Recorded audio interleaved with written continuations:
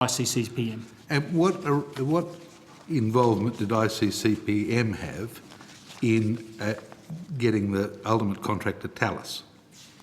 They provided various services in assisting us in regards to the fact that Talus has ended up with the contract, is that through the tender evaluation process they had no involvement except for some support involvement during the tender, but they were not part of the tender evaluation board, the tender evaluation assessment and the ultimate approvals of the tender evaluation. Because you'd be in charge of the ultimate approvals. Correct. Right, but along the way they had input into that. They provided assistance and expertise and subject matter expertise during the tender evaluation. Okay. Are you familiar with Mr. Chris Jenkins? Yes, I am, sir. And what's his role? Chris Jenkins is the Managing Director of Talus Australia, and he is also the the Chairman of the ICCPM board. You see, this is where it gets me. Bit messy. We've got a chap who used to work for ICCPM, who now works for Air Services Australia, who plays a role in giving ICCM the work where they're involved in the appointment of Talus. And the chairman of ICCPM, which is asked to assist in this work, is the managing director of Talus. So it looks like a vast web of very close interconnections, and I wondered how your arrangements for guarding against the perception of conflict of interest were working in this case, where a man recommends a job go to his wife, who recommends, part of the process of recommending that a contract goes to the chairman of that company, worth how much? Senator, first of all, the assertion that a gentleman recommended his wife for a job is not correct. That was not what actually occurred in that statement. She got the job. Sorry?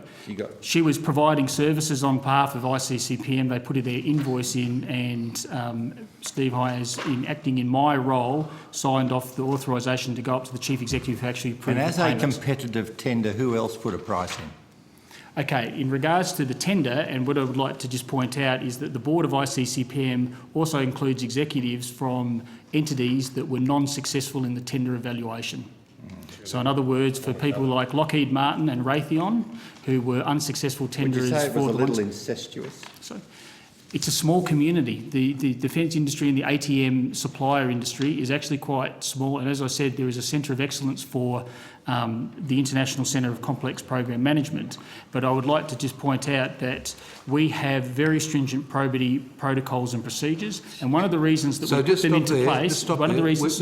Where can we see how those very stringent measures for probity were applied to this case and the whole interrelated process in this small community ticked off as not being just a web of mates? Okay, Senator, as I said, we have the stringent protocols which are all overseen by an independent probity advisor, which is Ashurst Australia. One of the reasons we put... Sorry, who? Ashurst Australia. Ashurst, okay. Right, Ashurst. One of the reasons we put them into place is that you remember that... Did they investigate and report on this matter? Absolutely, and I see can that table report? the... Ashurst has supplied me with a role of their role in oversighting the probity protocols and procedures, and I'm happy to table that to the committee. Relevant to this matter, not generally? Absolutely relevant to this I matter. think Chair, what is that there. document, Mr. Harfield? Sorry? What is that document? That document is provided by ASA on what their role is and what they have been oversighting from a probity and things. Sure. Perhaps when it's, if you don't mind, No, it's directly supplementary to Senator Bullock's line of questioning. Can you provide us immediately, if possible, a copy of the probity rules, the procedures and probity protocols and rules? Is that a document that's reduced in writing? Yes, we have a probity plan that's associated with the program that would have all of that in there, and I'll be able to provide that to you. Do you have that handy? Can you I don't have that right on me, but I can... Can you ask someone to email it to the committee? Yep, just so that, can I just get that? So do you think Sorry, is that right? You will be emailing it to us now? Yeah, well, what we'll do is I'll get it forwarded to us and we'll email it to the committee. So, and also it might be useful in terms of Ashurst, given that they were the probity auditor or the probity advisor? They were the independent probity advisor and that for this particular program. So they were an advisor but not an auditor. Did you have a probity auditor in this? Yes, they have conducted not only the audit, but also we've had our internal audits do probity. And can we have the correspondence? Because obviously the advisor or the auditor can only rely on the information that they received. It'd be useful to know, before they gave you the tick of approval, to know what information they had in which to base their opinion. Yeah, absolutely.